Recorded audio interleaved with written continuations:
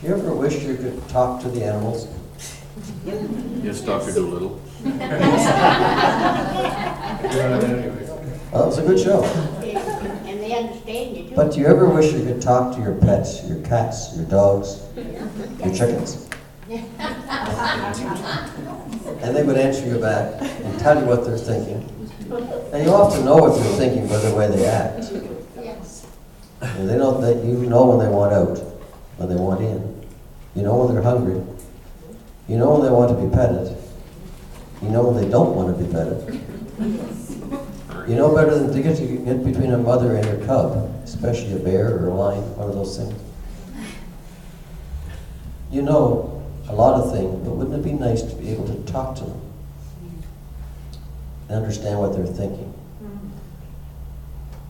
Do you realize that God is omnipotent and He can talk to the animals? And they can talk to Him.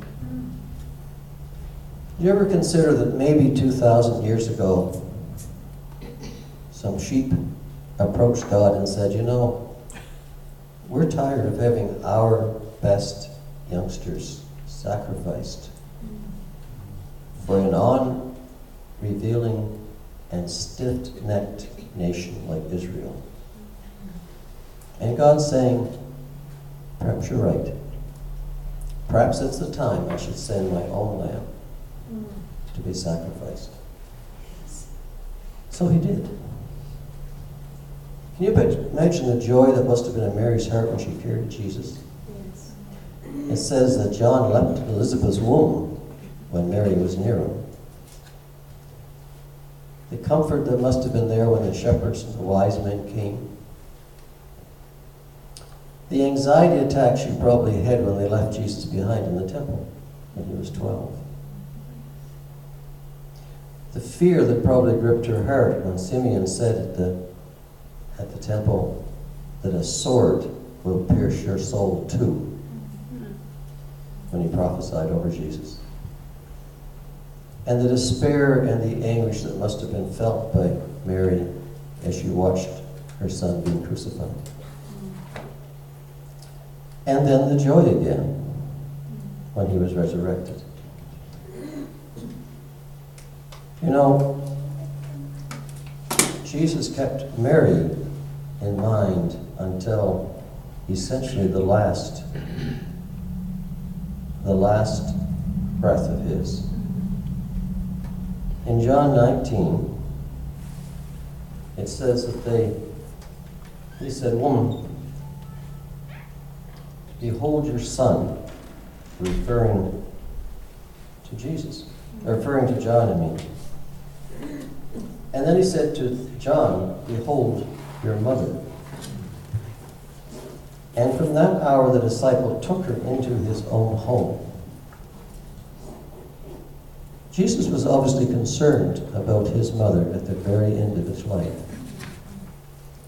It always made me wonder, though, where His brothers and sisters were at that stage, why they didn't step forward. But it was apparently the duty of the oldest to look after the parents. We are unlike other animals because animals, once the young are of an age, they leave the house. They leave the nest. The bond is broken. They don't come back after 4 years of university. They come back again with the parents again, okay?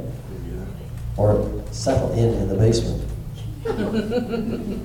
They leave. But there's a bond between a mother and an offspring which lasts for the entire life. A mother of 90 who loses her son at the age of 70 has just as much anguish as a person of 21 or 22 who loses an infant or a young child. And that idea makes me really wonder how people must have felt when they sacrificed their children to the gods in the past. They took these young children and sacrificed them as the Mayans and the Romans did. Or how today distant gods can make mothers sacrifice their children to armies and to become suicide bombers all over the world. Because there usually is a bond between a mother and a child which is irrevocable, as long as they both have an intact brain system and is not addled by age or by disease or by drugs. A bond which is not broken and brought about because of the pain of childbirth, the caring of the child, the delivery and the nurturing that goes on.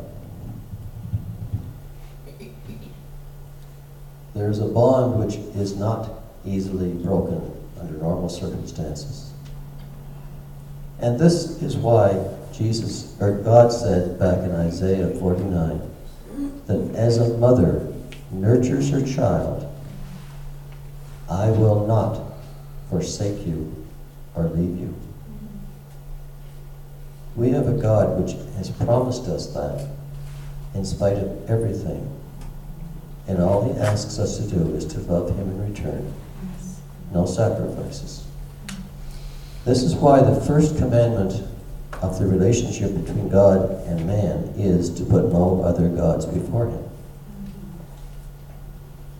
And this is why the first commandment of the interpersonal relationships between man and man is to honor your mother and your father. But to honor your mother so that your days on this earth may be long and healthy.